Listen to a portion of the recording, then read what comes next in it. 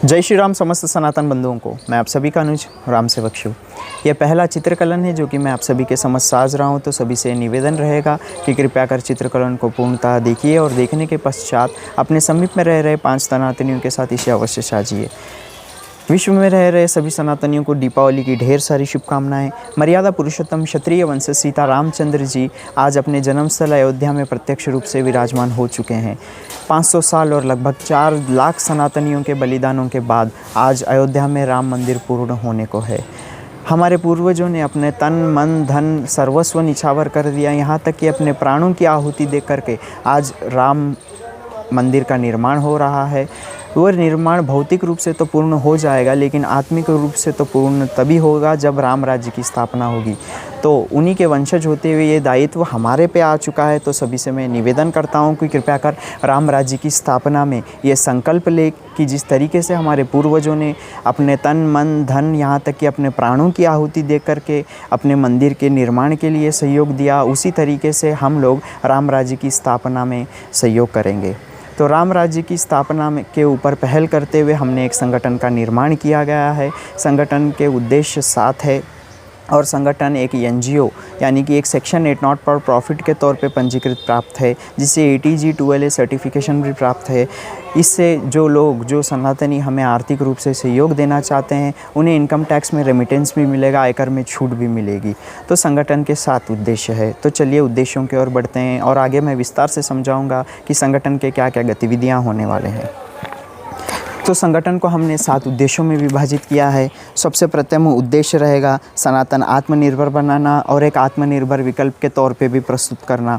दूसरा उद्देश्य रहेगा खंडर मंदिरों की पुनः स्थापना करना और मंदिरों को सरकार के वश से मुक्त करना। तीसरा उद्देश्य रहेगा पंथांतरण को रोकना जो कि गैरकानूनी तरीके से चल रहा है और पंथांतर हुए सनातनियों को पुनः घर वापसी कराना। चौथा रहेगा गुरुकुलों की स्थापना करना। 5वां रहेगा गौ हत्या को रोकना और गौशालाओं की स्थापना करना। 6ठा रहेगा सनातन धर्म के ज्ञान का प्रचार करना और 7वां रहेगा वानर सेना अभियान।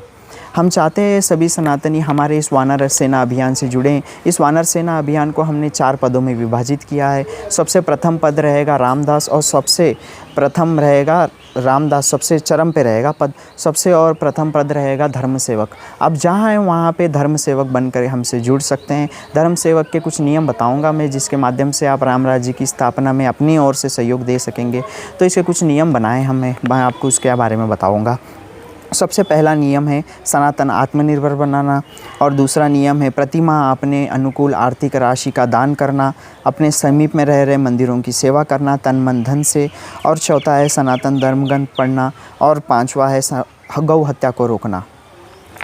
तो मैं ये सभी से निवेदन करता हूँ कि कृपया कर अपने माध्यम का चयन करिए, यानी कि आप पैसे से सहयोग दे सकते हैं तो पैसे से सहयोग दीजिए। मंदिर में साफ़ सफाई रखते हैं तो साफ़ सफाई रखिए। सामाजिक माध्यम पे जा कर के सनातन धर्म के विरोध में हो रहे गतिविधियों को रोकना चाहते हैं तो वहाँ पे रोकिए।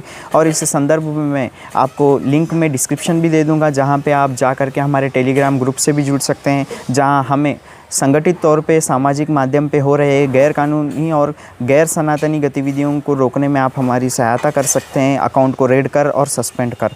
और मैं सभी सनातनियों से और एक बार दीपावली की ढेर सारी व्यक्त करता हूँ, शुभकामनाएं व्यक्त करता हूँ। और मैं सभी से ये निवेदन करता हूँ कि जहाँ है वहाँ पे धर्म सेवक बने और धर्म के प्रति प्रत्यक्ष और अप्रत्यक्ष रूप से सेवा करते रहें ताकि राम राज्य की स्थापना हो सके। और अंत में निवेदन करते हुए ये कहता हूँ कि इस धर्म के संदेश को कम से कम 5 सनातनियों के साथ अवश्य साझिए ताकि राम राज्य की स्थापना की और राम राज्य के निर्माण की और उनके सहयोग भी मिल सके। उनको जोड़ते हुए भी हम राम राज्य की स्थापना करेंगे। अंत में यही कहता हूँ और ये संदेश को यहाँ पे मैं पूर्ण विराम देता हूँ। राम राम।